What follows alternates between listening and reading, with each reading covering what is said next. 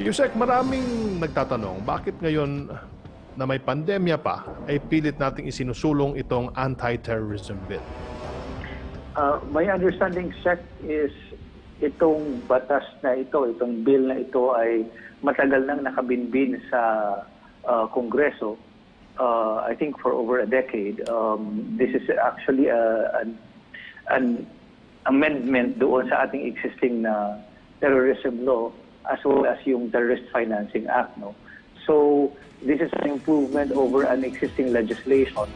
And siguro nagkataon lamang na yung pansin ng Kongreso ay natuon dito sa legislation na ito at this point in time. Makakatulong ba ito sa ating bansa sa pagharap natin sa mga terorista? Well, even at the start of the pandemic, yung ating mga agencies involved in national security have been very alert and has repeatedly informed us na kailangang hindi natin tigilan yung pagbabantay sa mga possible na terrorist activities, no? Especially because in times of a pandemic, baka i-exploit nila yung pagkakataon na ito. And so, this pandemic is no excuse for us to also look at the security aspect ng ating bansa. Opo, USec, meron pong nagsasabi na masyado daw pong vague o malabo ang definition ng terrorism sa panukalang ito. Can you please clarify to us the definition of terrorism sa konteksto po ng Anti-Terrorism Bill at ano-ano po yung mga aksyon na maituturing bilang terorismo? Ang isa po ba daw aktivista ay maituturing ng isang terorista? USec Rocky, no, it might be premature for me to discuss yung aming opinion on the proposed Anti-Terrorism Act of 2020 dahil nga sa may request ata ang Executive Department for the Department of Justice to review this legislation. No? So at this point, I'd rather reserve yung opinion namin on the provisions of the Anti-Terrorism Act of 2020 after na ma-review din ng Department of Justice yung proposed legislation. Although, I would say at this point na based on a cursory reading of the provisions of the bill, the proposed law, it would seem na marami yung hinahanap niyang elements before a specific act may be considered as a terrorist act or an act that is covered by the anti-terrorism law or proposed law.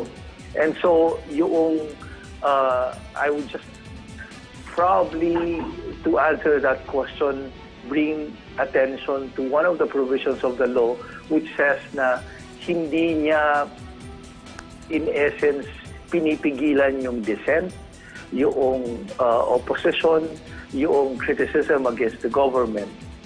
So that, I think, should somehow calm yung concerns of certain quarters over the possible abuses di umano na posibleng makommit using the Anti-Terrorism Act or the proposed Anti-Terrorism Act of 2020. Alright, USec, sinabi niyo po na you are still reviewing some of the provisions, if not all of the provisions ng batas na ito. So, can we ask you any question about this bill at all? As to the content, siguro, I would rather that we defer yung possible na position ng Department of Justice.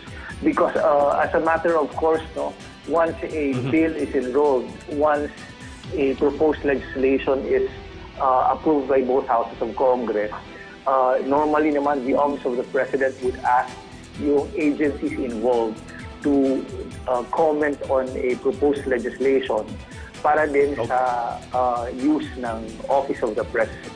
And that's what we are doing at the moment. Understood, sir. Understood. We understand your position, USec Perete. Sir, pasado sa Kongreso, Senado, ilang linggo po ang inaasahan ng publiko bago lumabas po ang inyong rekomendasyon para kay Presidente? We hope to expedite as well yung aming opinion on this proposed legislation, precisely because we understand that the President has also certified the bill as urgent. And so, on the part of the Department of Justice, in-expedite po natin ang paglalabas ng aming review and opinion on the provisions of the Anti-Terrorism Act. Opo, USec, may mga netizens lang po nagpalabas ng kanilang pagkabahala dun sa alleged bantang nare-receive nila mula sa mga dummy accounts. Ito yung sa Facebook, I think, yung bearing their name, labeling them as terrorists. Ito po ba ay maaari na ring aksyonan ng DOJ? Tama po, USec.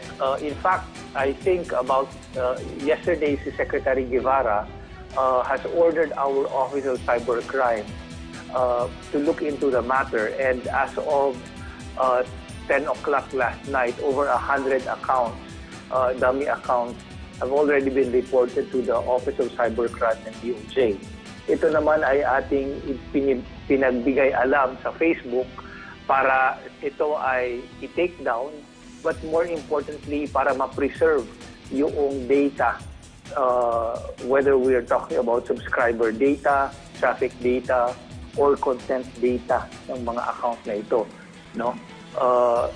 Ang importante is ma-preserve itong mga data para later on, if mag-decide yung mga affected individuals na mag-file ng criminal complaint, magagamit bilang ebidensya yung data from these accounts for the purpose of prosecution.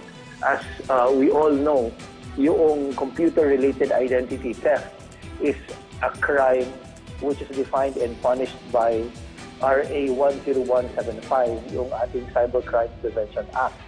And if it's a computer-related identity theft, yung penalty dyan ay 6 years and 1 day to 12 years of imprisonment, among others. So it is a serious criminal violation. Okay. Maraming salamat po sa inyong panahon. USec Mark Perete, ang tagapagsalita ng Department of Justice.